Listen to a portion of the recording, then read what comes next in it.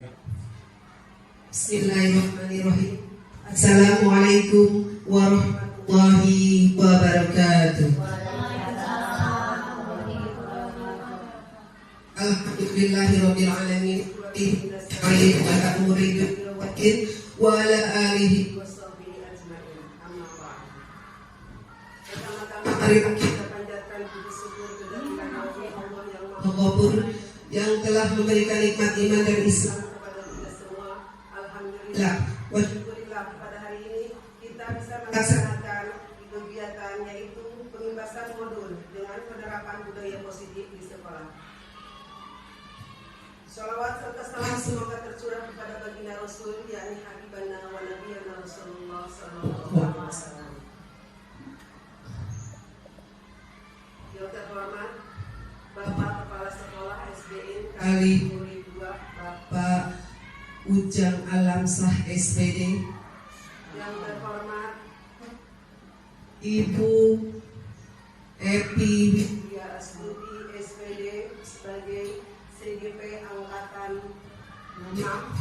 Tak lupa kepada rekan-rekan guru SDN Kali 2 yang sangat saya banggakan. Untuk mempersingkat waktu, marilah kita awali acara ini dengan membacakan Bismillahirrahmanirrahim. Marilah kita lanjutkan ke acara yang kedua, yaitu menyanyikan lagu Indonesia Raya yang akan dipimpin oleh Ibu Astri Rismayanti SPD. Kepada Ibu Astri dipersilakan.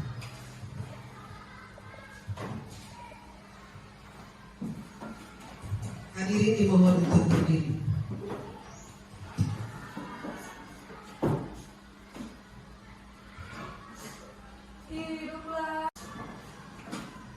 Baiklah, acara yang kedua yaitu sambutan. Sambutan ini akan disampaikan oleh Bapak Kepala Sekolah SDN Kali 2 kepada Bapak Ujang Alamsah SPD, dipersilakan. Assalamualaikum warahmatullahi wabarakatuh. Yang saya hormati peserta CGP Ibu Epi Angkatan 6. Yang saya hormati Bapak dan Ibu peserta IHT dalam rangka pembenahan model dalam kegiatan CGP yang dilaksanakan secara mandiri oleh Ibu Epi Widya Astuti. Puji dan syukur mari kita panjatkan kehadirat Allah Subhanahu wa taala. Shalawat dan salam semoga tercurah limpahkan kepada Nabi kita Nabi Muhammad SAW.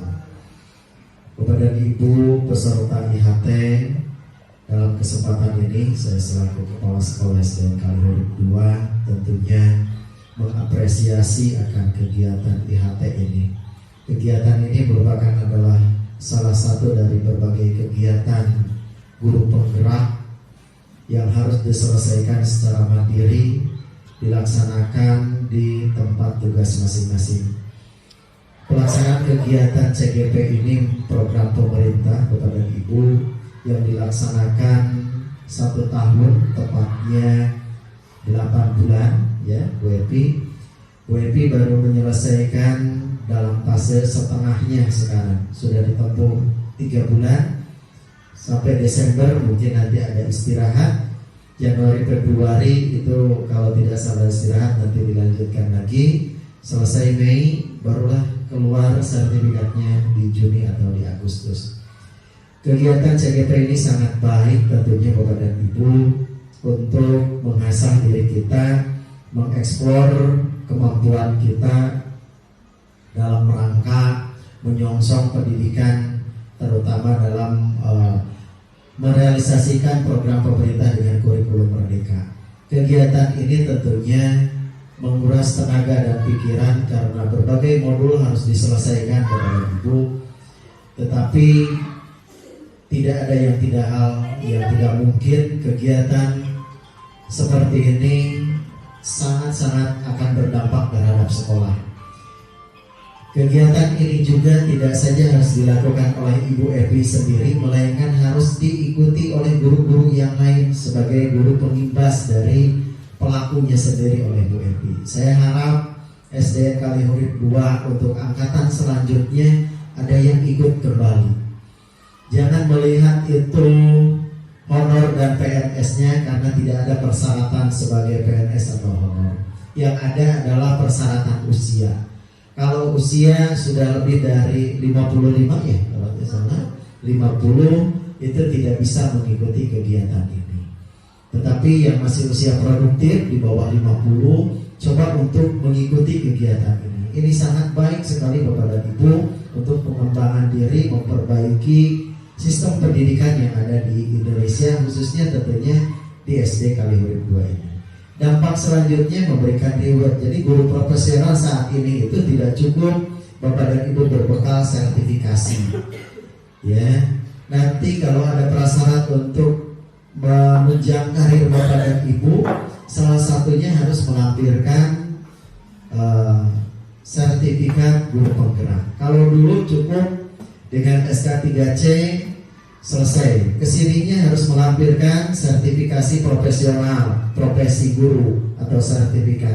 Sekarang ada tambah lagi, yaitu sertifikat guru penggerak. Oleh karena itu ini sebagai spirit buat Bapak dan Ibu untuk mengikuti kegiatan ini, dan tentunya kita doakan Ibu Epi dalam menyelenggarakan dan ikut berpartisipasi di calon guru penggerak ini diberikan kesehatan, tentunya diberikan kelancaran sehingga nanti bisa menyelesaikan dalam tahapan di angkatan ke-6 ini. Selamat Ibu Epi dan selalu untuk mengikuti kegiatan-kegiatan selanjutnya. Terima kasih Ibu pengatur acara yang telah memberikan kesempatan, dan Bapak dan Ibu guru sebagai peserta IHT ini mudah-mudahan memberikan dampak.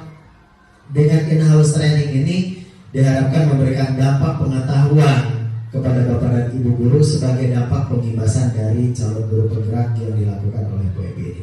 Atur nuhun, assalamualaikum warahmatullahi wabarakatuh. Waalaikumsalam. Terima kasih kepada Bapak Kepala Sekolah SD Kalihurip 2, Bapak Ujang Alam atas sambutannya. Acara selanjutnya yaitu penyampaian materi yang akan disampaikan oleh Ibu Epi Widya Stuti SPD. Kepada Ibu Epi dipersilakan.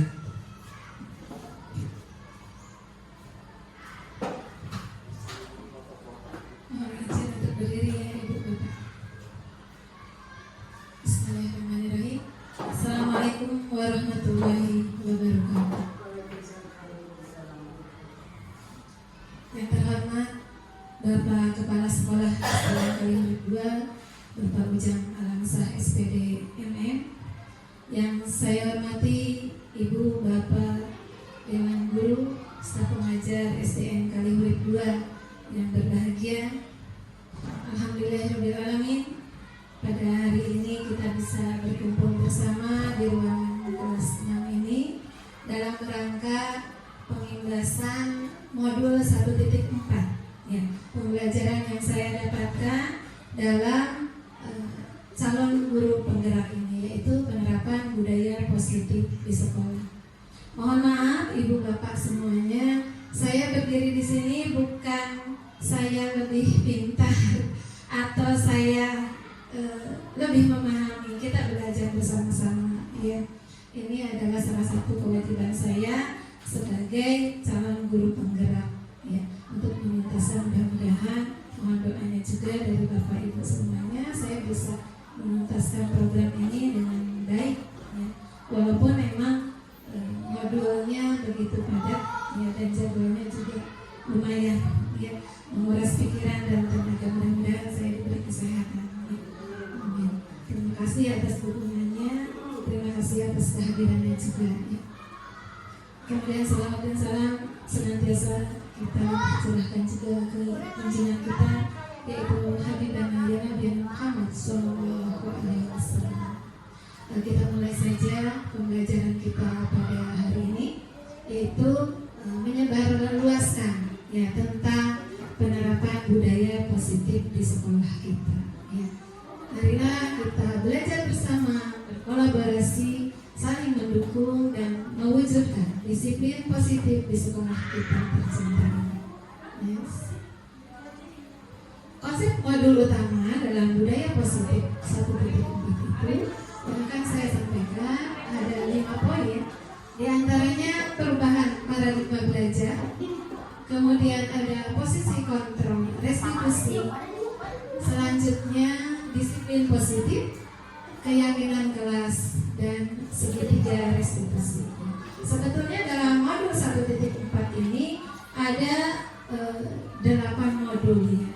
Cuma saya menyampaikan 5 saja di antaranya. Kemudian yang pertama akan disampaikan yaitu pembelajaran dengan paradigma baru. Seperti apakah pembelajaran dengan paradigma baru itu? Ya, bagaimana seorang bisa berubah dari paradigma stimulus respon kepada pendekatan teori kontrol? Ya. Menurut Stephen R. Covey dalam Principle Centered Leadership, ya, mengatakan bahwa bila kita ingin membuat kemajuan perlahan, sedikit, ubahlah sikap atau perilaku Anda. Namun bila kita ingin memperbaiki cara-cara utama kita, maka kita perlu mengubah kerangka acuan kita. Ubahlah bagaimana Anda melihat dunia, bagaimana Anda berpikir tentang manusia. Ubahlah paradigma Anda, pemahaman dan penjelasan aspek-aspek tertentu tentang realitas. Next. Di dalam pembelajaran dengan paradigma baru, ya, kita harus merubah dari stimulus respons, ya, yang selama ini kita terapkan kepada teori kontrol. Ya. Apa perbedaannya antara stimulus respon dan teori kontrol? Di dalam stimulus respon, realitas atau kebutuhan kita itu terlihat sama. Ya. Tetapi dalam teori kontrol, realitas atau kebutuhan kita itu berbeda satu sama lainnya. Ya. Kemudian semua orang melihat hal yang sama dalam stimulus respon, tetapi di dalam teori kontrol, setiap orang itu memiliki gambaran yang berbeda-beda. Kemudian kita mencoba mengubah agar orang berpandangan sama dengan kita. Tapi dalam teori kontrol kita berusaha memahami pandangan orang lain tentang dunia. Ya, jadi kita berusaha memahami pandangan orang. Ya. Bukan kita mencoba mengubah orang menurut pandangan kita. Ya, itu adalah hal yang salah. Kemudian perilaku buruk dilihat sebagai suatu kesalahan. Itu dalam stimulus respon. Tetapi dalam teori kontrol, semua perilaku itu memiliki tujuannya. Ya, ada latar belakangnya. Mengapa melakukan hal yang seperti itu? Ya, tentu ada latar belakang dan ada tujuannya. Dalam stimulus respon, orang lain bisa mengontrol saya. Ya, jadi kita bisa dikontrol orang lain. Tetapi menurut teori kontrol, hanya diri kita sendiri yang bisa mengontrol kita. Ya, jadi bukan orang lain. Kemudian saya bisa mengontrol orang lain. Ya, tetapi dalam teori kontrol, ya kita tidak bisa mengontrol orang lain. Pemaksaan ada pada saat bujukan, itu adalah identitas gagal ya, dengan pemaksaan tersebut. Tetapi dalam teori kontrol adalah kolaborasi dan konsensus menciptakan pilihan-pilihan baru. Jadi ada pilihan-pilihan, ada alternatif penyelesaian ya di sana. Kemudian dalam stimulus respon, model berpikir menang kalah. Jadi di situ ada yang menang, ada yang kalah. Ya, jadi itu yang salah. Tetapi dalam teori kontrol, model berpikirnya menang semua. Ya, jadi tidak ada yang kalah. Next.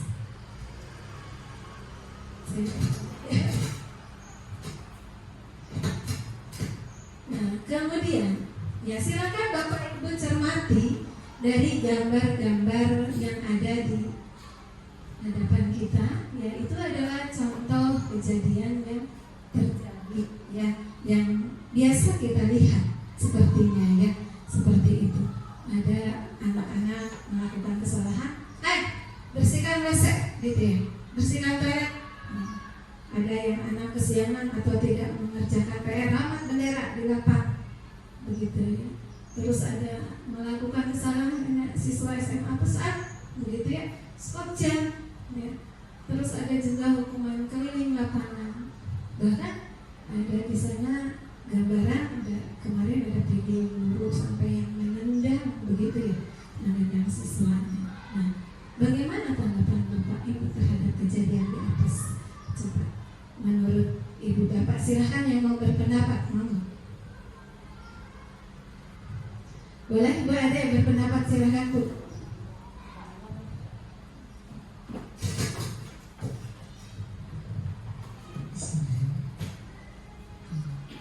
Menurut saya, ketika diberi teguran dan sanksi seperti itu, ketika tidak berlebihan dan masih di batas wajar, boleh buat aja, maklum aja, biasa aja ya, karena untuk memberi efek jerak kepada anak tersebut. Kenapa? Ketika dibiarkan hanya dikasih omongan ataupun ucapan secara lisan aja, anak itu kadang-kadang tidak begitu merespon atau menanggapi. Justru di hari berikutnya akan diulangi lagi. Itulah yang terjadi. Makanya dengan hukuman seperti ini, bukan hukuman sebenarnya cuma sanksi aja ya, beda dengan hukuman. Ketika itu masih di batas wajar, tanpa ada kekerasan fisik di sini dengan cara memukul, dengan cara menendang dan sebagainya, fisik anak menurut saya wajar. Itu di batas wajar aja. Itu menurut saya. Tapi nggak tahu kalau menurut yang lain, karena efek jerah dari ini mungkin kita bukan ingin merendahkan ataupun ingin mendorongkan mental anak ketika dia berlari di lapangan, hormat bendera. Tujuan kita bukan seperti itu, tapi mendidik dia untuk tanggung jawab kepada kewajibannya. Di mana letak tanggung jawab dia sebagai seorang pendidik dan aturan yang harus dia taati selama dia di lingkungan sekolah. Seperti itu menurut saya. Ya, nggak tahu kalau menurut yang lain, kalau menurut saya seperti itu. Terima kasih. Ya, terima kasih Ibu Ade atas pendapatnya. Boleh yang lain menanggapi? Bapak Haji Enak atas sarannya ya. Boleh Ibu Astri silakan.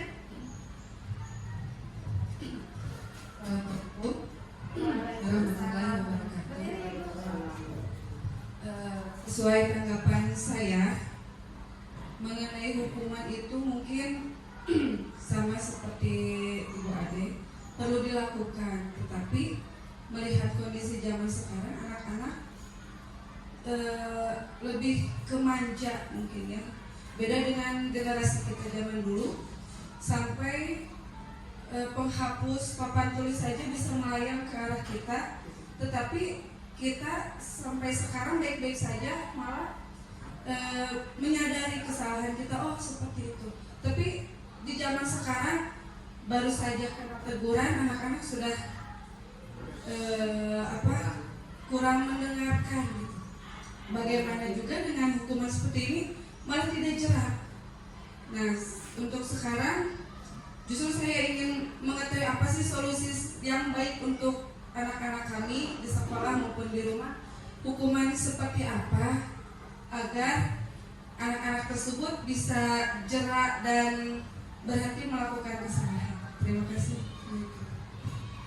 Ya, terima banyak Ibu Astri ya. Halo?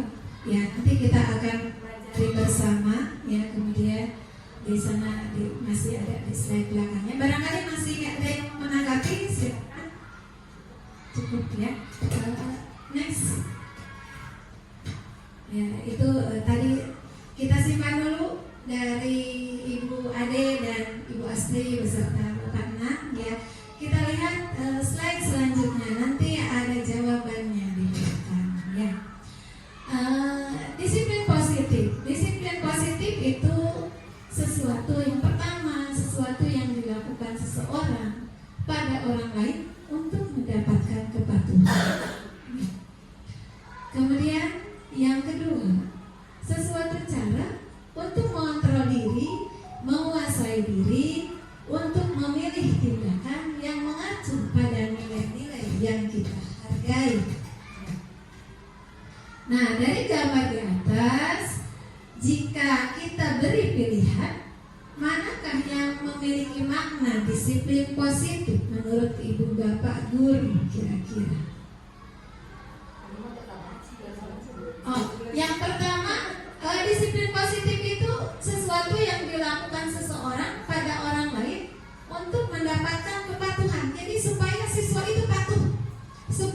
siswa itu nurut, begitu. Ya, jadi supaya siswa itu patuh, bagaimana caranya? Ya, itu yang pertama. Yang kedua, untuk mengontrol diri, menguasai diri, untuk memilih tindakan dan mengacu pada nilai-nilai yang kita hargai. Ya, nilai-nilai kebajikan di sini. Ya, nilai-nilai kebajikan yang kita hargai. Kira-kira menurut Ibu Bapak, poin mana yang menunjukkan disiplin positif itu? Betul sekali, next coba. Lebih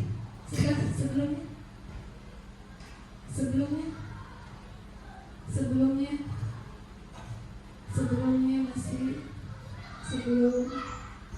sebelumnya. Nah, ya, di sini jawabannya betul sekali tadi Ibu. Tentunya kita memilih angka 2. Ya, kenapa? Ya, di sini ya tapi walaupun begitu, menurut pendapat ibu-ibu semua nomor 2 jadi disiplin positif. Tapi sebetulnya pada praktiknya di lapangan, ya, kita sebenarnya secara tidak sadar memaknai disiplin itu adalah sebuah usaha untuk mendapatkan kepatuhan juga, ya, terhadap suatu aturan. Jadi supaya anak-anak patuh, gitu ya, itu yang namanya disiplin. Nah, oleh karena itu kita sebagai pendidik, kita sebagai guru harus mengerti, ya, konsep dari ini Diana Gross tahun 2001 yang menyatakan bahwa disiplin adalah usaha untuk mengontrol diri dalam memilih tindakan yang berdasar pada nilai-nilai yang kita hargai.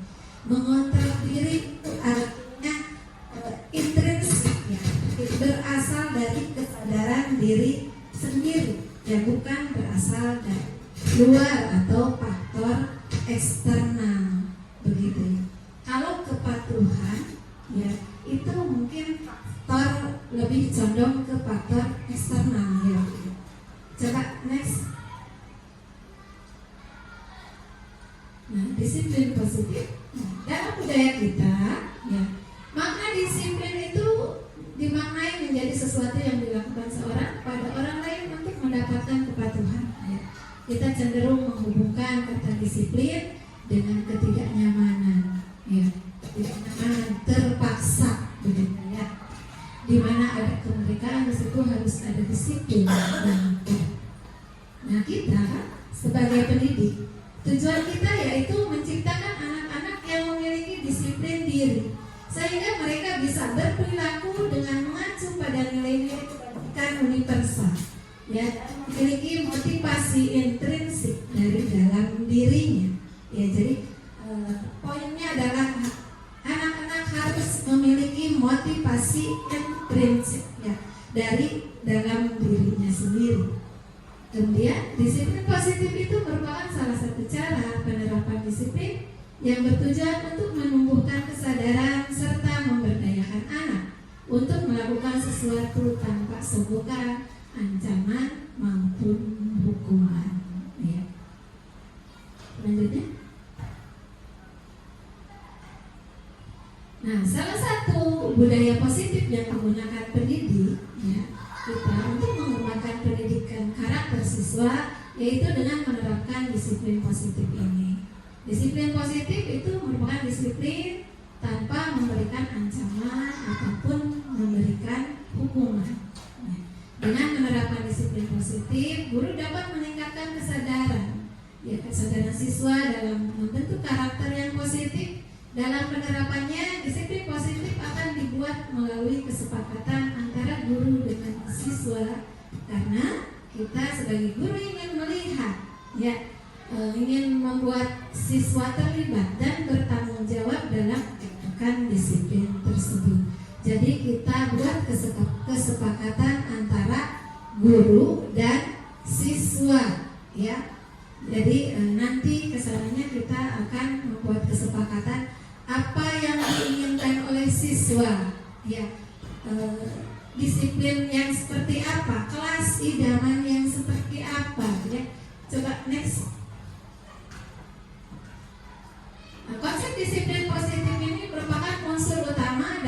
terwujudnya budaya positif yang kita cita-citakan di sekolah kita.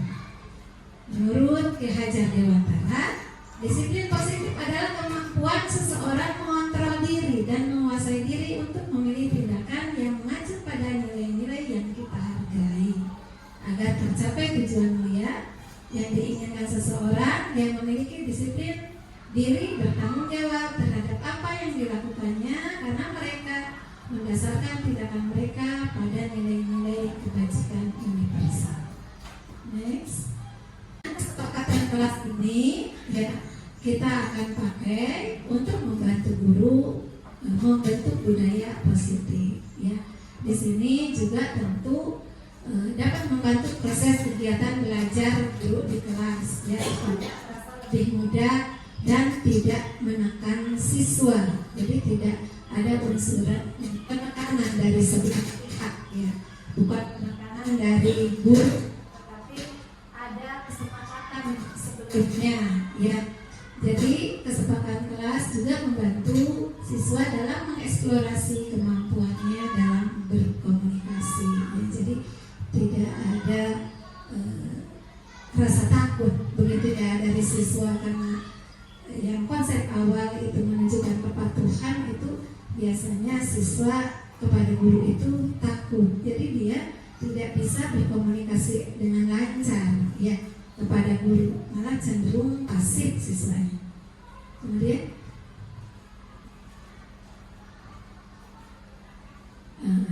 tadi kesepakatan kelas, ya, kita membuat keyakinan kelas. Mengapa perlu membuat keyakinan kelas? Ya, di lingkungan sekolah perlu adanya keyakinan kelas ataupun keyakinan sekolah supaya bisa menentukan motivasi intrinsik siswa.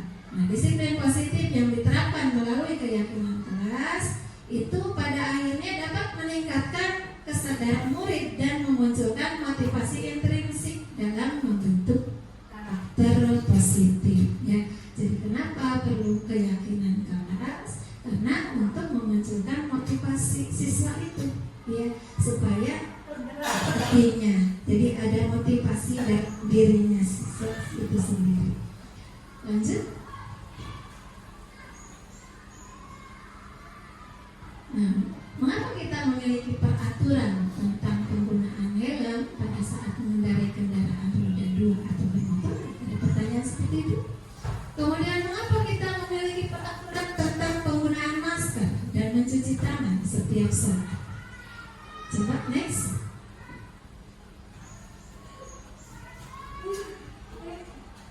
Ya.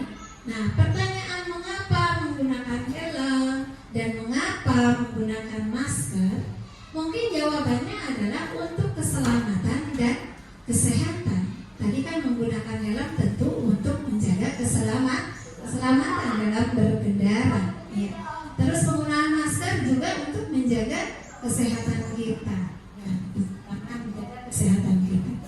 Nah, nilai-nilai keselamatan atau kesehatan itulah yang kita sebut sebagai suatu keyakinan, ya, yaitu nilai-nilai kebajikan atau prinsip-prinsip universal yang disepakati bersama, ya, lepas dari latar belakang suku, negara, bahasa ataupun agama, ya.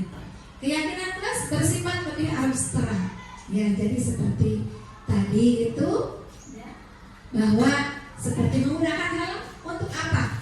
Untuk keselamatan. Sifatnya lebih luas, ya. Sifatnya lebih luas, tidak sempit, yang lebih abstrak, ya. Tapi peraturan, ya, peraturan itu sifatnya lebih konkret dan lebih rinci. Ya. Keyakinan kelas berupa pernyataan-pernyataan universal dan dibuat dalam bentuk positif. Ya, jadi dalam pembuatan keyakinan kelas itu kita menggunakan kata-kata yang bersifat abstrak seperti tadi.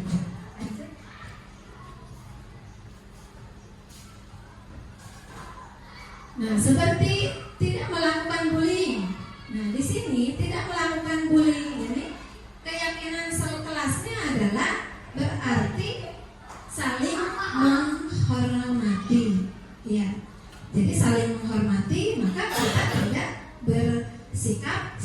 tidak ada kekerasan dalam kelas.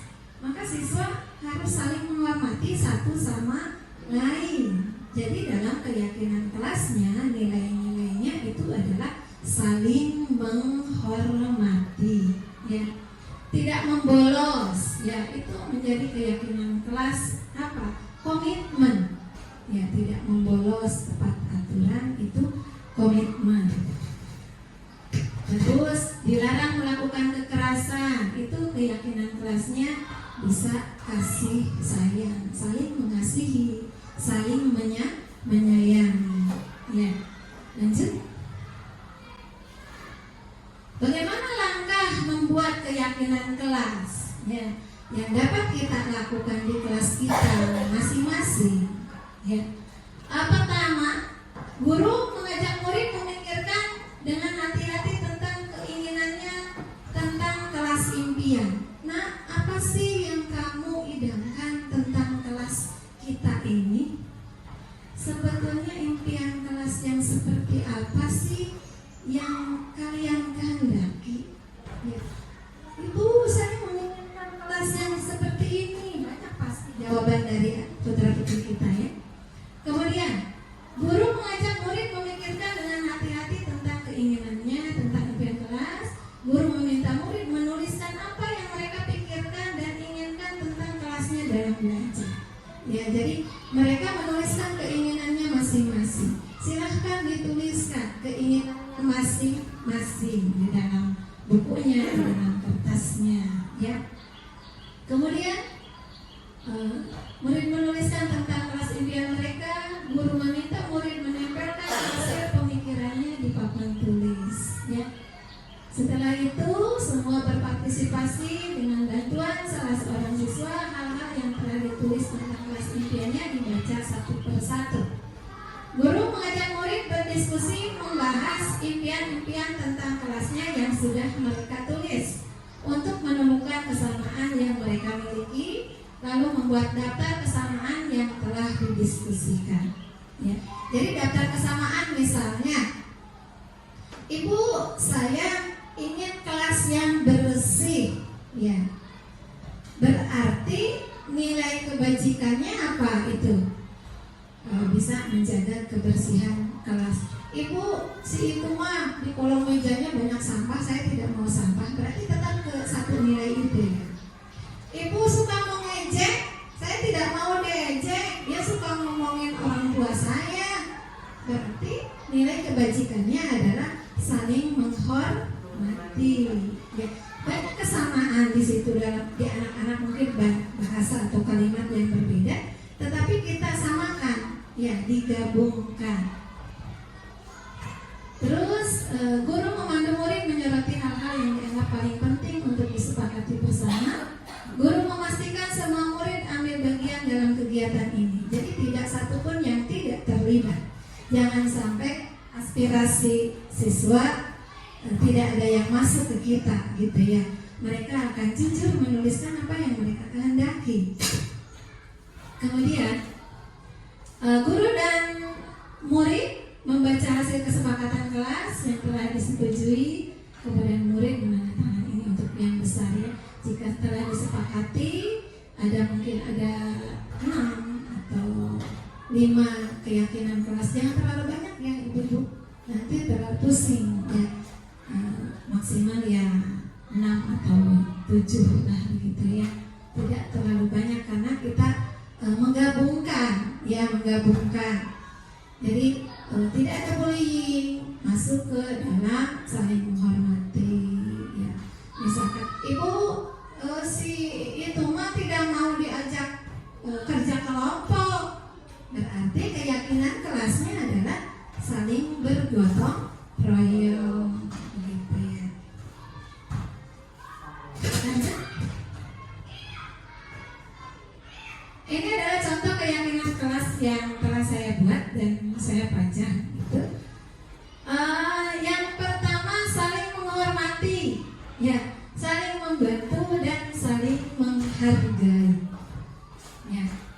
Kemudian yang kedua, menjaga kebersihan dan keindahan kelas dan halaman, ya. Yang ketiga, menjaga kebersihan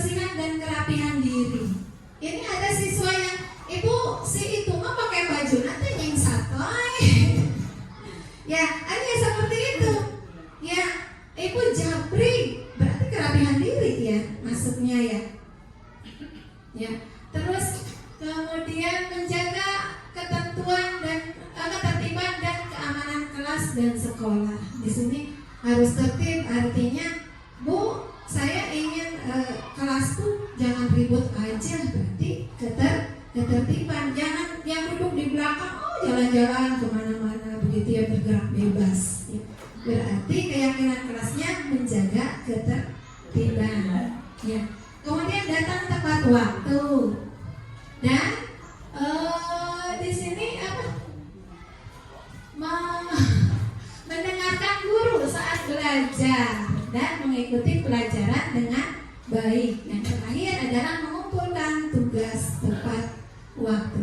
Itu hasil siswa-siswi kelas 6 yang saya kumpulkan, dan saya rangkum menjadi keyakinan kelas seperti ini. Ya, dikumpulkan dari mereka ini seperti itu, kita samakan ya dari beberapa orang siswa, maka menjadi 7 poin seperti ini.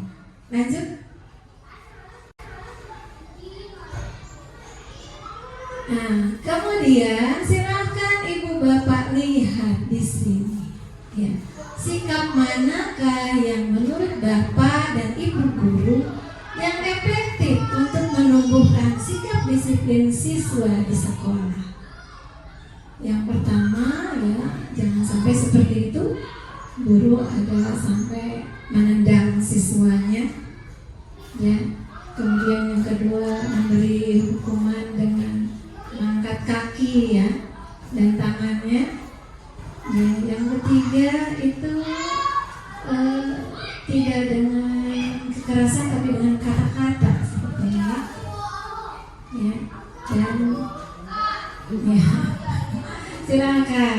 Menurut Ibu Bapak, manakah sikap yang lebih efektif? Sebagai teman, betul ya. Sebagai teman itu akan lebih efektif daripada guru sebagai penghukum. Coba kita lihat bersama-sama di slide selanjutnya. Ya, sekarang kita belajar tentang posisi kontrol guru. Ya. Guru itu harus bersikap seperti apa? Ya, dengan menindak putra-putri kita yang melakukan kesalahan supaya lebih efektif, ya, supaya mereka lebih disiplin. Ya. Nah, di sini lazimnya disiplin itu dikaitkan dengan kontrol. Ya. Dalam hal ini kontrol guru dalam menghadapi murid. Ya. Dalam paparan Dr. William Blaser, dalam kontrol teori meluruskan beberapa konsepsi tentang kontrol. Ya. Dengan merubah paradigma tentang dunia pendidikan yang mulai dari diri kita sendiri untuk selanjutnya ditularkan kepada rekan kita, ya, rekan sejawat kita, maka kita akan mampu membuat perubahan di sekolah. Coba lanjut. Miskonsepsi tentang teori kontrol di sini, ya. Yang pertama, ilusi guru mengontrol murid. Kemudian ilusi bahwa semua penguatan positif itu efektif dan bermanfaat. Kemudian ilusi bahwa kritik dan membuat rasa bersalah itu mampu menguatkan karakter. Kemudian yang terakhir, ya, ilusi bahwa orang dewasa itu berhak memaksa. Ya, lanjut. Nah, untuk menciptakan budaya positif di sekolah, ya, yang berpihak kepada murid, tentunya ini harus diawali dengan merubah cara pandang kita akan murid kita sendiri. Salah satunya dengan menerapkan disiplin, dan ini erat kaitannya dengan teori kontrol yang digunakan guru ketika menghadapi murid. Lanjut. Ya, ada 5 posisi kontrol guru. Yang pertama, guru sebagai pembuka. Ya, yang pertama guru sebagai pembuka. Kedua, guru sebagai pembuat orang merasa bersalah. Ketiga, guru berposisikan sebagai teman. Keempat, guru sebagai pemantau atau memonitor. Dan kelima, guru sebagai manajer. Lanjut. Posisi guru sebagai penghukum di sini seperti tadi yang diutarakan oleh Ibu Guru Adik, ya. Sebetulnya penghukum di sini ya. Jadi seorang penghukum itu bisa menggunakan hukuman fisik maupun verbal. Ya. Orang-orang yang menjalankan posisi penghukum senantiasa mengatakan bahwa sekolah memerlukan sistem atau alat yang dapat lebih menekan murid-murid lebih dalam lagi. Guru-guru yang menerapkan posisi penghukum biasanya akan berkata, patuhi aturan saya, ya, atau awas, gitu ya. Atau guru biasa berkata, kamu selalu saja salah. Ya. Terus pasti selalu kamu yang terakhir selesai. Itu biasa kata-kata yang dilontarkan oleh guru sebagai seorang penghukum. Ya. Guru seperti ini senantiasa percaya hanya ada satu cara agar pembelajaran bisa berhasil, yaitu dengan caranya dia. Ya. Dia yakin bahwa dengan cara itu akan berhasil. Ya. Ya, semua guru tentu akan mengharapkan siswa-siswinya menjadi disiplin, ya, akan berhasil masa depannya. Tetapi ya, guru yang sebagai penghukum ini percaya hanya ada satu cara seperti inilah yang akan berhasil, yaitu caranya seperti cara dia itu ya. Lanjut. Kemudian guru sebagai pembuat orang merasa bersalah. Pada posisi ini biasanya guru akan bersuara lebih lembut. Ya. Membuat orang merasa bersalah akan menggunakan keheningan yang membuat orang lain merasa tidak nyaman. Ya, merasa tidak nyaman, bersalah atau rendah diri. Kata-kata yang keluar dengan lembut, ya, biasanya akan seperti, Ibu sangat kecewa sekali dengan kamu. Ya. Berapa kali Bapak harus memberitahu kamu ya? Gimana coba kalau orang tua kamu tahu kamu berbuat begini?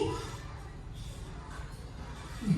Pada posisi ini, murid akan memiliki penilaian diri yang buruk.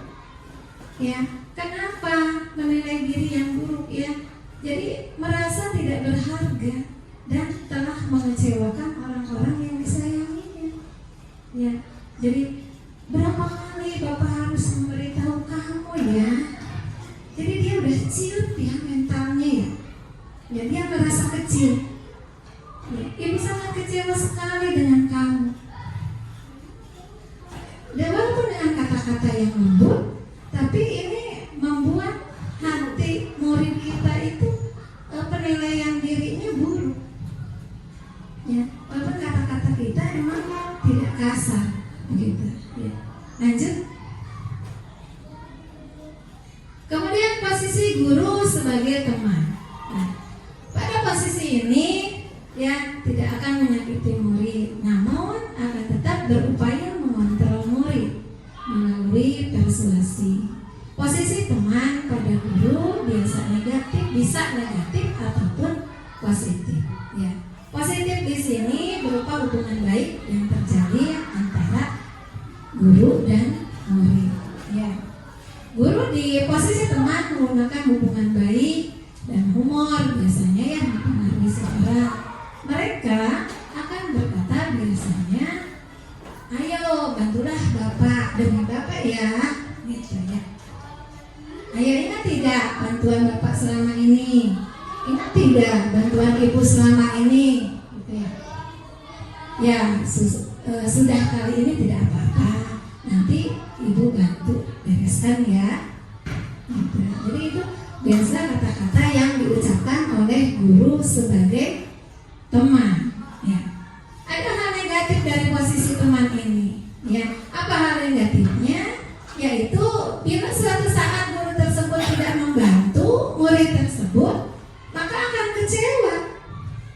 Ya, jadi suatu saat kalau gurunya tidak membantu, maka muridnya akan merasa kecewa. kecewa, ya, dan berkata, saya pikir Bapak Ibu teman saya, pasti sekarang kok nggak membantu saya, gitu ya. Jadi anak merasa kecewa kalau suatu saat gurunya tidak mendampinginya, tidak membantunya, ya. Kemudian murid merasa dikecewakan dan tidak mau lagi berusaha. Hal lain yang mungkin timbul adalah murid hanya akan bertindak untuk guru tertentu, ya, untuk guru yang mendekatinya saja. Untuk guru lain murid itu tidak mau, begitu, ya. Dan tidak untuk guru lainnya murid akan tergantung pada guru tersebut, ya. Jadi akan tergantung kalau kita memposisikan diri guru sebagai teman. Jadi ada hal negatifnya juga, ya. Lanjut. Kemudian guru sebagai pemonitor atau pemantau, ya. Memonitor berarti mengawasi, ya. Pada saat kita mengawasi, kita bertanggung jawab atas perilaku orang-orang yang kita awasi. Posisi pemantau berdasarkan pada peraturan-peraturan dan konsekuensi. Dengan menggunakan sanksi atau konsekuensi, kita dapat memisahkan hubungan pribadi kita dengan murid, ya. Sebagai seorang guru yang menjalankan posisi pemantau, biasanya pertanyaannya adalah peraturannya apa? Apa yang telah kamu lakukan? Ya. Sanksi atau konsekuensinya apa? Itu biasanya kata-kata yang dilontarkan oleh guru sebagai seorang pemantau. Ya. Peraturannya apa, Nak? Ya. Apa yang telah kamu lakukan, Nak? Sanksi atau konsekuensinya apa? Ya. Seorang guru pemantau sangat mengandalkan perhitungan catatan atau data yang dapat digunakan sebagai bukti atas perilaku seseorang. Bisa juga diucapkan oleh seorang guru, kamu sudah 3 kali melakukan kesalahan ini, ya. Jadi ada catatan-catatannya, ya. Ya. Tempo hari ibu sudah ini, gitu. Jadi mempunyai catatan guru tersebut. Next. Posisi terakhir adalah guru sebagai manajer, ya. Manajer adalah posisi mentor di mana guru berbuat sesuatu bersama dengan murid, ya. Mempersilahkan murid mempertanggungjawabkan perilakunya, mendukung murid agar dapat menemukan solusi atas permasalahannya sendiri, untuk mewujudkan murid-murid kita menjadi manusia yang merdeka, mandiri, dan bertanggung jawab, menjadikan murid kita seorang manajer bagi dirinya sendiri, ya. Di manajer, murid diajarkan untuk menganalisis kebutuhan dirinya, ya. Jadi murid diajak untuk menganalisis apa kebutuhan murid itu, ya. Nah, maupun kebutuhan orang lain, kebutuhan dirinya ataupun kebutuhan orang lain. Di sini penekanannya bukan pada kemampuan membuat konsekuensi, ya, tapi dapat berkolaborasi. Ya, guru itu berkolaborasi dengan murid, ya, bagaimana memperbaiki kesalahan yang ada, ya. Jadi guru dan murid berkolaborasi untuk memperbaiki kesalahan yang telah diperbuat, ya. Seorang manajer biasanya akan berkata, apa yang kita yakini, ya. Kembali itu ke keyakinan kelas yang telah kita buat. Karena keyakinan kelas yang telah kita buat itu sumbernya dari siswa juga. Itu adalah aspirasi-aspirasi siswa-siswi kita di kelas. Jadi kembalikan lagi pertanyaannya kepada mereka. Ya, apabila ada yang melanggar, ya, apa yang telah kita yakini? Keyakinan kelas apa yang telah kamu langgar? Begitu, ya. Ya. Apakah kamu meyakininya? Ya. Jika kamu meyakininya, apakah kamu bersedia memperbaikinya? Ya. Jadi, oh iya, saya yakin bahwa ini salah, melanggar keyakinan kelas yang telah dibuat. Ya. Terus, apakah kamu bersedia memperbaikinya? Ya. Jika kamu memperbaiki ini, hal ini menunjukkan apa tentang dirimu?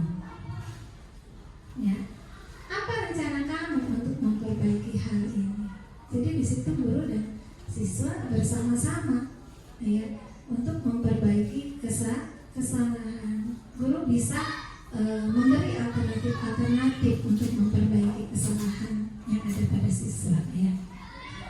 Tugas seorang manajer membimbing murid untuk dapat mengatur dirinya. Seorang manajer bukannya memisahkan murid dari kelompoknya ya, bukan memisahkan murid yang membuat kesalahan itu terpisah ya, tetapi mengembalikan murid tersebut ke kelompoknya dengan lebih baik ya, dengan lebih positif ya. Next. Nah, posisi manajer ini adalah tujuan akhir dari 5 posisi kontrol guru ya. Nah, seorang guru jadi pencapaian posisi manajer ini ya, di sini dalam posisi ini murid dapat menjadi pribadi yang mandiri.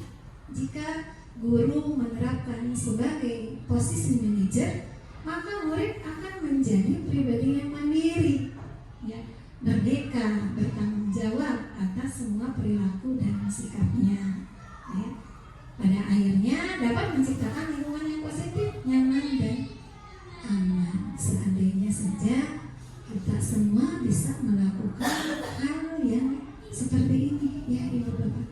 Mudah-mudahan kita semua bisa melaksanakan. Mungkin ada jawaban dari tadi yang disampaikan oleh Ibu Guru Nani ya, sama Ibu Astri mungkin tadi ya. Ya, kira-kira sudah ada gambaran belum begitu? Ya.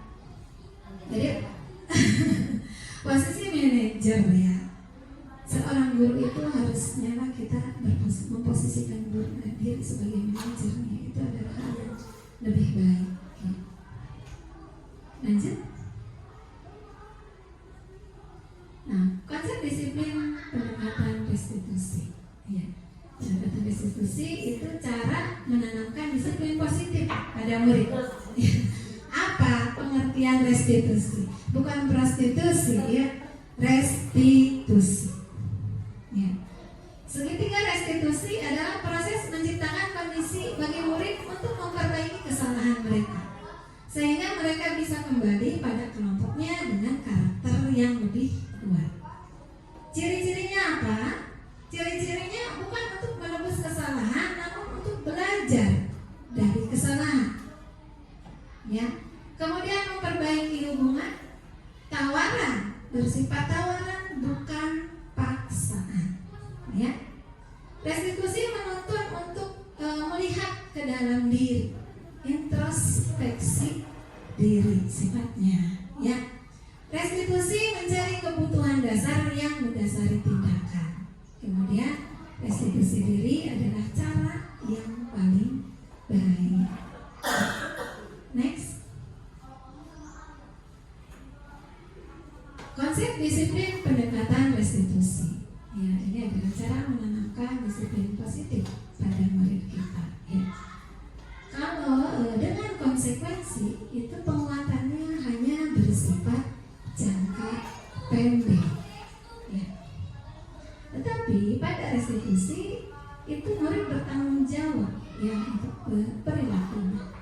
Terus kalau konsekuensi perlu monitoring berkelanjutan, stimulus respon, murid menghormati peraturan, kehilangan waktu untuk merenungi kesalahan ya. Tapi pada restitusi tadi murid bertanggung jawab atas perilakunya, fokus pada pemecahan masalah dalam jangka panjang bukan jangka pendek ya. Murid menghormati dirinya dan orang lain ya. Dari kontrol dirinya, memegang kontrol. Jadi kembali ke kesadaran diri murid itu sendiri, dan murid akan bersemangat memperbaiki kesalahan. Lanjut. Ini adalah gambaran segitiga restitusi ya, seperti ini keterangannya. Coba next. Nah, tadi pada bagian dasar segitiga itu merupakan langkah pertama restitusi. Apa langkah pertamanya? Adalah menstabilkan identitas. Nah, bagian ini tujuannya untuk merubah orang yang merasa gagal karena berbuat salah menjadi orang yang sukses. Merubah yang merasa gagal karena berbuat salah menjadi orang yang sukses. Ya. Kita harus mampu meyakinkan mereka, misalnya dengan berkata, saya pernah melakukan hal yang sama denganmu. Ya, gitu ya. Jadi guru bisa berkata, ibu juga pernah melakukan kesalahan yang sama, nak, gitu. Manusia itu tidak ada yang sempurna, nak, begitu, bisa ya. Ketika seorang dalam kondisi saya pernah melakukan hal yang sama denganmu. Ketika seseorang dalam kondisi emosional, maka otak tidak akan mampu berpikir rasional. Kondisi ini sangat tepat kita gunakan untuk menstabilkan identitas. Kita membantu menenangkan mereka dan mencari solusi untuk permasalahannya. Jadi cooling down, gitu ya. Jadi kita tenangkan dulu, ya. Bisa berkata, ibu juga pernah melakukan hal yang sama. Manusia itu tidak ada yang sempurna, pasti ada saja kesalahannya, begitu. Lanjut. Langkah kedua adalah memvalidasi tindakan yang salah. Pada langkah kedua, kita terlebih dahulu memahami kebutuhan dasar yang mendasari tindakan murid kita. Di sini, dalam teori kontrol, semua tindakan pasti memiliki tujuan. Jadi ada tujuannya. Ya, menurut kita salah pasti juga ada tujuannya. Mereka kenapa berbuat seperti itu? Entah baik ataupun buruk. Ya. Ketika kita menolak murid yang berbuat salah, maka mereka akan tetap dalam masalah. Ya. Yang lebih diperlukan adalah kita memahami alasan mereka berbuat kesalahan sehingga mereka merasa dipahami. Ya, misalnya, nah, mengapa tidak mengerjakan PR-nya? Ibu, tadi malam saya disuruh mama mengasuh adik. Ya, mama saya lagi sakit. Ya, misalkan begitu. Ya. Iya, misalkan seperti itu. Jadi kita harus memahami mereka tentu punya alasan. Ya. Jadi jangan dimarahi langsung begitu ya. Tentu mereka punya alasannya. Mengapa tidak mengerjakan PR-nya? Ada adik orang tuanya yang sakit kan menjaga adiknya. Terus bagaimana solusinya supaya tetap bisa belajar? Coba yang next nanti. Kemudian menanyakan keyakinan kelas adalah langkah selanjutnya. Nah, ketika langkah pertama dan kedua sukses dilakukan, maka anak lebih siap dikaitkan dengan nilai-nilai kebajikan yang dia percaya dan berpindah menjadi orang yang dia inginkan. Ya. Kehidupan masa depan yang mereka inginkan sangat penting ditanyakan ketika gambaran masa depannya sudah ditemukan. Ya.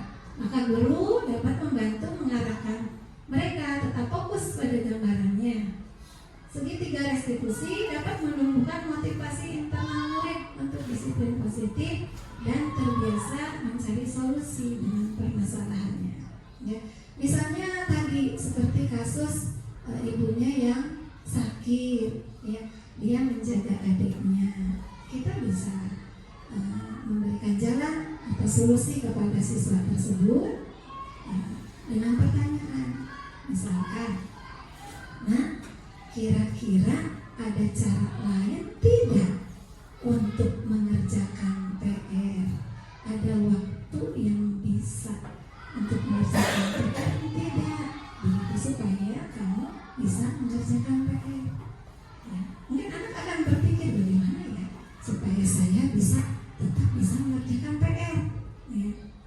Anak mungkin akan mencari solusinya. Oh iya Bu, saya bisa menitipkan adik saya ke bibi saya dulu. Misalkan, itu kamu sudah tahu jawabannya. Ya, saya akan menitipkan adik saya ke bibi saya dulu sementara saya mengerjakan PR.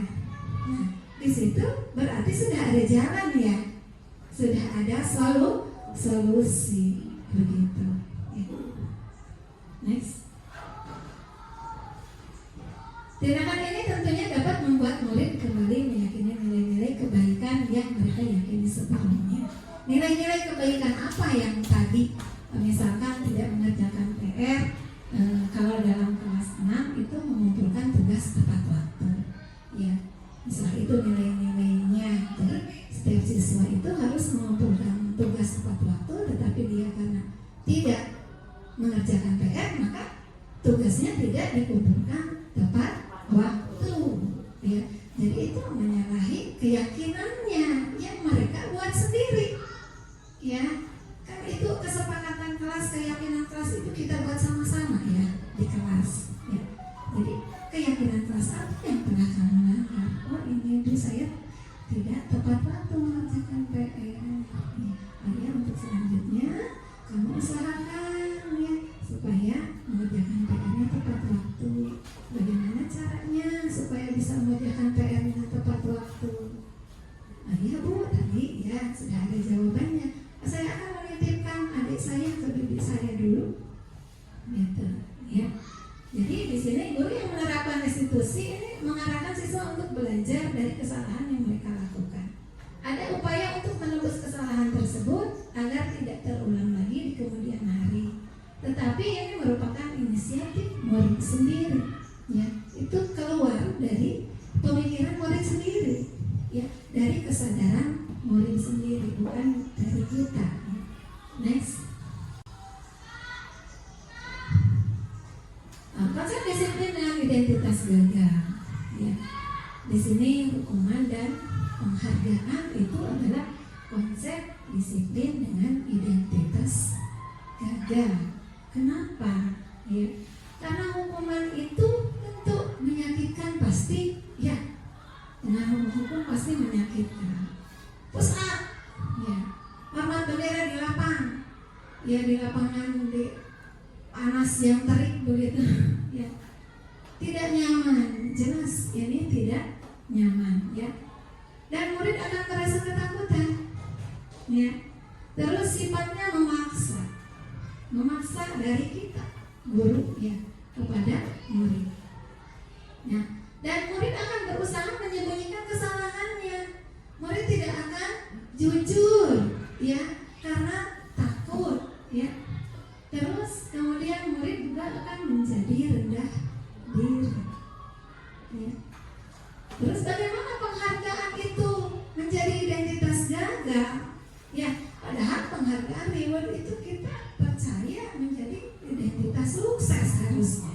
Ya, tapi ada kelemahannya di sini menjadi identitas gagal karena penghargaan itu tidak efektif, ya, akan merusak hubungan. Isi etama dibere wae, ya, gitu ya. Menang hadiah wae jadinya iri, ya. Ada iri dari sesama siswa.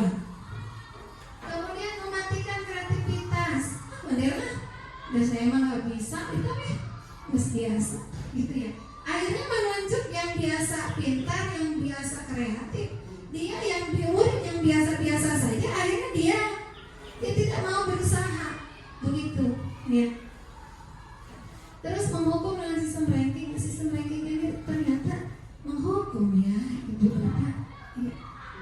Karena ada di situ, ya, jadi rendah diri itu siswanya, ya. Terus juga merampas hak menghargai dirinya. Jadi ternyata penghargaan apalagi hukuman ini tidak akan efektif, ya. Lanjut. Konsep disiplin dengan identitas sukses. Nah, identitas sukses ini bisa konsekuensi dan lebih baiknya adalah restitusi, ya. Konsekuensi itu sifatnya jangka pendek, ya. Penguatan jangka pendek. Dan perlu monitoring berkelanjutan. Ya, di sini ada stimulus dan responsnya. Terus murid menghormati peraturan, kehilangan waktu untuk merenungi kesalahan. Ya. Nah, pada segi tidak restitusi, murid itu akan bertanggung jawab untuk perilakunya. Ya. Terus murid juga akan fokus pada pemecahan masalah jangka panjang. Ya, jadi bukan jangka pendek saja. Mereka akan insya Allah, ya, dalam jangka panjang akan berubah, ya, karena unsur intrinsik, ya. Murid menghormati dirinya dan orang lain. Nah, teori kontrol ini dalam dirinya memegang kontrol. Jadi kontrol itu bukan dari orang lain, tetapi sendiri, ya. Dan murid akan bersemangat memperbaiki kesalahan. Lanjut. Di sini ada kasus siswa sering tidak mengerjakan PR. Apa saja perbedaannya? Ya, kalau yang hukuman itu guru menghukum siswa tersebut hormat bendera selama 10 menit. Ya, biasanya guru akan marah dan murid menjadi takut. Kalau konsekuensi, di sini guru memberikan konsekuensi untuk mengerjakan PR-nya saat istirahat atau dikerjakan sebanyak 3 kali lipat. Oh ya udah nak, nanti kerjakan ya waktu istirahat. Ya. Atau nanti kamu menulis ya berapa halaman. Ya, bisa itu konsekuensi. Guru tegas dan siswa menghormati peraturan. Tetapi pada restitusi, guru menanyakan keyakinan kelas atau dirinya dan membantu siswa menyelesaikan masalahnya.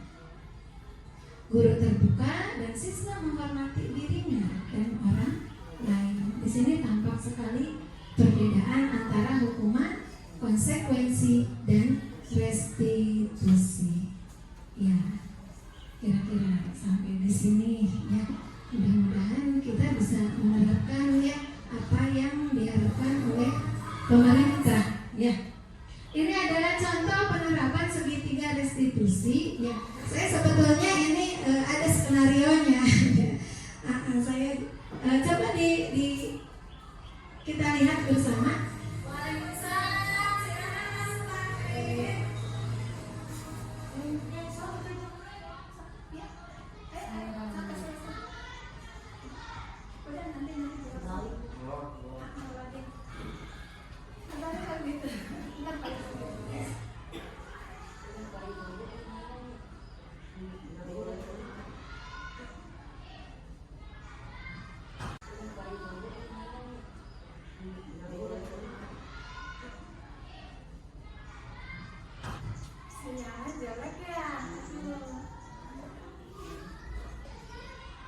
Ya, takwin olok-olok Dewi sampai Dewi menangis, begitu ya.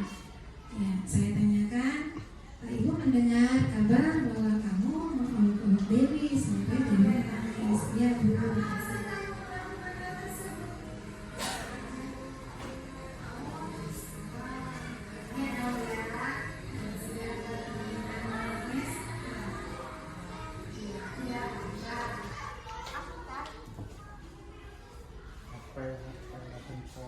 Ya, saya menanyakan mengapa takwin mengolok-olok Dewi, ya sampai Dewi menangis, ya katanya senang aja.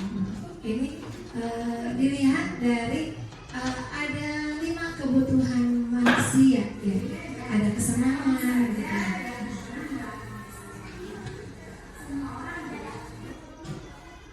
Ya, jadi di sini saya bicara bukan kamu saja yang pernah melakukan kesalahan. Semua orang juga pernah melakukan kesalahan. Gitu.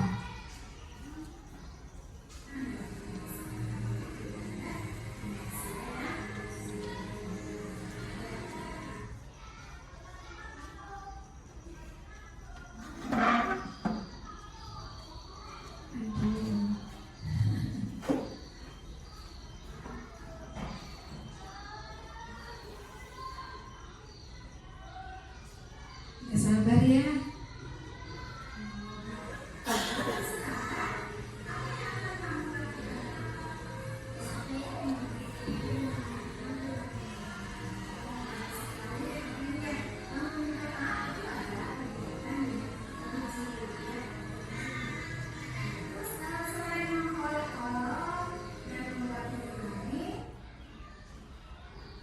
Ya, apa yang akan kamu lakukan ya untuk memperbaiki? Besok saya akan meminta maaf Bu kepada Dewi. Jadi itu timbul dari kesadaran dirinya sendiri, ya tidak kita sarankan gitu ya.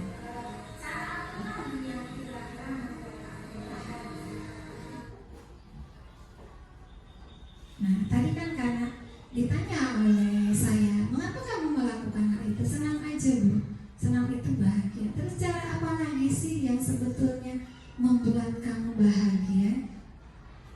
Dan Takwi menjawab, sebetulnya saya suka menggambar Bu, gitu ya. Nah, sebetulnya saya suka menggambar, tapi tidak ada yang mengajarinya, begitu ya.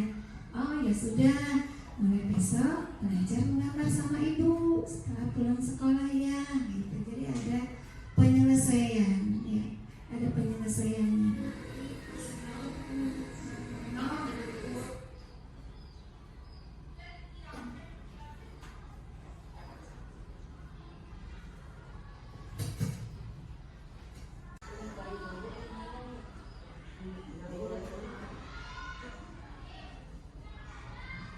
Ya, menciptakan budaya positif yang berpihak pada murid, ya, itu mudah diterapkan, mudah kita terapkan di lingkungan sekolah.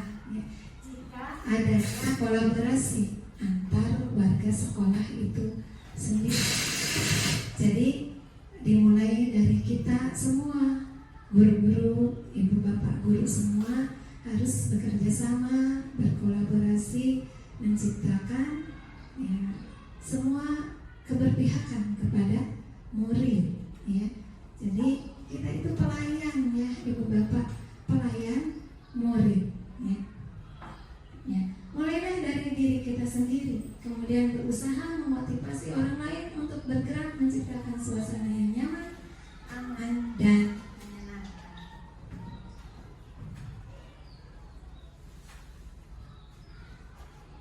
Ya. Selesai materinya, marilah kita terapkan disiplin positif di sekolah kita, ya, supaya anak-anak bahagia, ya, supaya berprestasi, orang tua juga bahagia, ya, semuanya kondusif dan nyaman.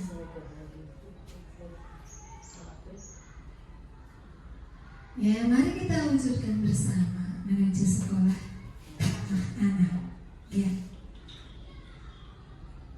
Mudah-mudahan dari materi ini, ya, ada yang ibu bapak dapat dan bisa kita jalankan, ya, kita bisa aplikasikan dalam lingkungan kita, dalam kehidupan sehari-hari di sekolah kita, begitu, ya. Barangkali ada yang mau bertanya, silahkan, mangga.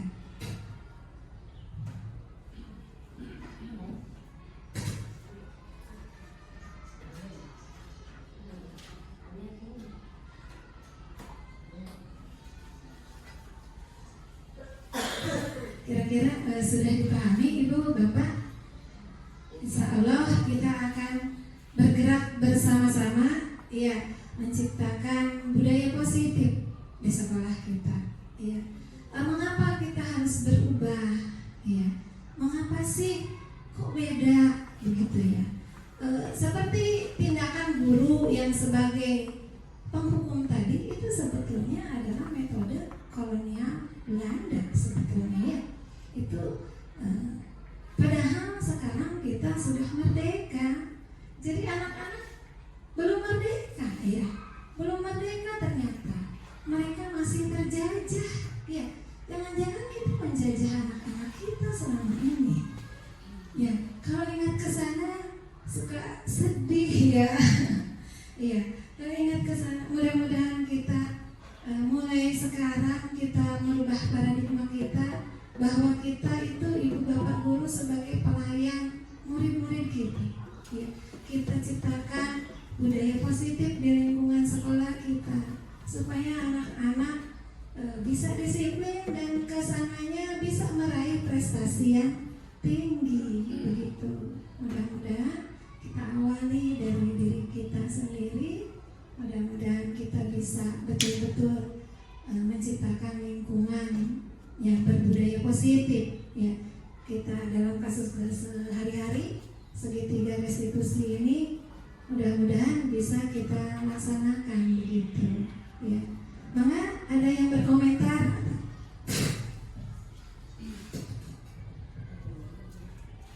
Ya, saya ingin mengajukan pertanyaan. Apa tolak ukur keberhasilan disiplin positif ini mengenai tadi. Terima kasih. Tentunya tolak ukur disiplin positif ini adalah tujuan kita sebetulnya ya, tujuan kita. Jadi bisa dilihat dari kedisiplinan siswa yang di sekolah itu menjadi berkurang, maksudnya kasus-kasus disiplinnya berkurang begitu ya, indisiplinernya bahkan mudah-mudahan sampai hilang begitu. Semua jadi sudah berkomitmen, sudah menjalankan keyakinan kelasnya masing-masing. Sekolah kita sudah menjadi tertib, ya, sudah menjadi tertib, tidak ada bullying, tidak ada ya saling mengejek istilahnya ya antara sesama siswa. Mereka sudah berpartisipasi aktif dalam pembelajaran, mengerjakan tugas-tugasnya dengan baik, ya karena bertanggung jawab, ya bukan guru yang memaksa di sini, tetapi siswa yang sadar sendiri. Mudah-mudahan setelah menjalankan disiplin positif ini berubah anak-anak yang sebetulnya tidak nakal, jangan keluar kata-kata nakal ya.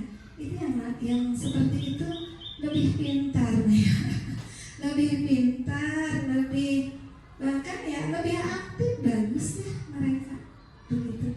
Jangan keluar kata-kata nakal. Mudah-mudahan dari siswa-siswa yang aktif-aktif itu menjadi lebih positif kecenderungannya. Seperti tadi pada kasus taklid, kenapa dia mengolok-olok temannya Dewi? Senang aja Bu. Nah, jawaban senang ini sebetulnya adalah kita melihat dari kebutuhan manusia. Kebutuhan manusia itu apa? Kebutuhan bertahan hidup, kebutuhan kesenangan diantaranya, kebutuhan penguasaan, ya. Nah, itu senang itu adalah kebutuhan dasar manusia sebetulnya ya. Ya, ada juga yang biasa malah mungkin ya, yang malah terus dia awas ya namun gitu ya, misalkan ke babaturan, hai buruk berarti itu dia kebutuhan apa sih yang ingin dia capai? Berarti kebutuhan penguasaan itu sebetulnya ada dalam modul 1.4 ini, cuma saya tidak sampaikan terlalu banyak gitu ya. Jadi kebutuhan dasar manusia apa yang ingin dia peroleh dengan melakukan hal tersebut? Pasti ada dasarnya, ya.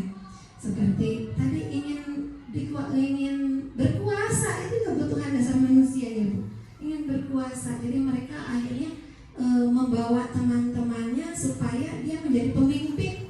Pemimpin itu jadi yang negatif, ya. Makanya dengan segitiga restitusi kita arahkan, oh berarti ini cenderung anak harus dia ingin menjadi pemimpin, maka kita arahkan seperti apa supaya untuk bisa belajar bersama, berkelompok, dia sebagai pemimpinnya bisa begitu ya. Jadi di sini emang tugas kita sebagai seorang guru harus bisa melihat kebutuhan belajar siswa itu bagaimana ya. Masing-masing individu itu berbeda-beda begitu ya. Masing-masing siswa yaitu walaupun kembar akan berbeda, tidak akan sama keinginannya ya. Tadi kembali ke tolak ukur.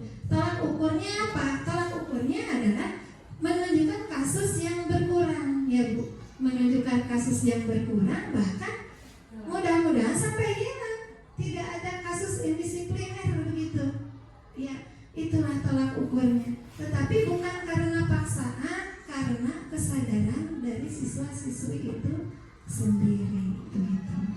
Barangkali ada yang lain? Enggak?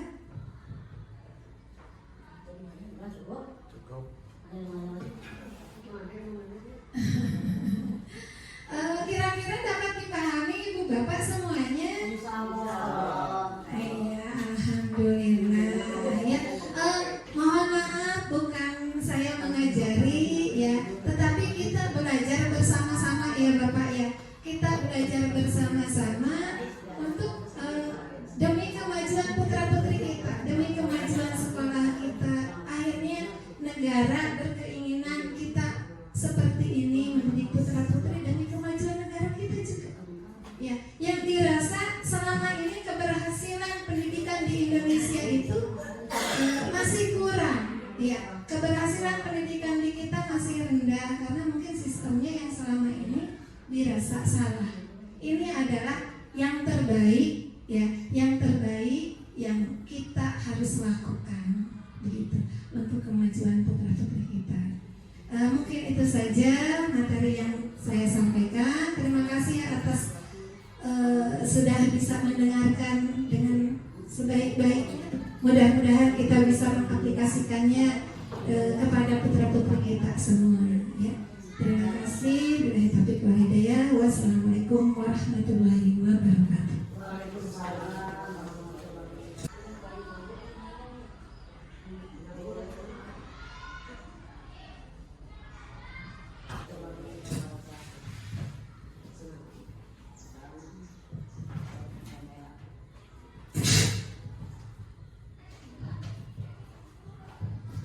Terima kasih kepada Ibu Astuti SPD yang telah menyampaikan materi tentang pembebasan modul 1.4.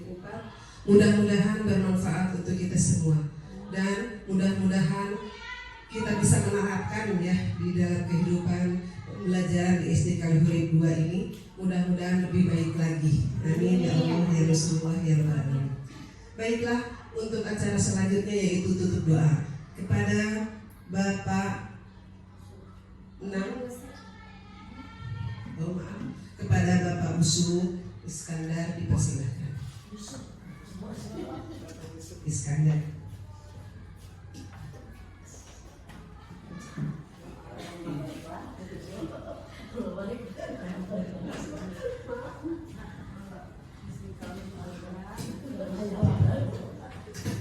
Assalamualaikum warahmatullahi wabarakatuh. Di penghujung acara semoga kita semua mengambil hikmah apa yang telah disampaikan oleh pemateri. Ya, mari kita sama-sama membacakan Alhamdulillahirabbil alamin. Mudah-mudahan apa yang pemateri sampaikan dapat diterapkan semua mulai dari kelas 1 sampai kelas 6.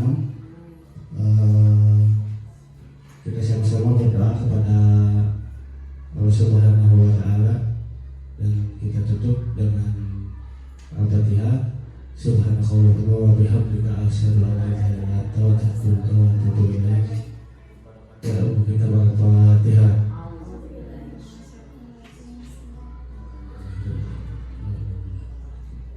Ya Allah.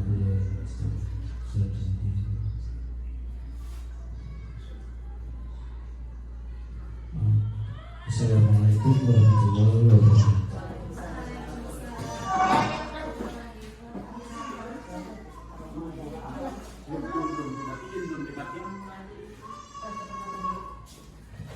Terima kasih kepada Pak Usop yang telah menutup doa. Acara telah selesai. Semoga bermanfaat untuk kita semua. Saya sebagai penutup acara mohon maaf. Akhirul lisan wabillahi taufiq wal hidayah wal inayah wal maghfirah. Wassalamualaikum warahmatullahi wabarakatuh.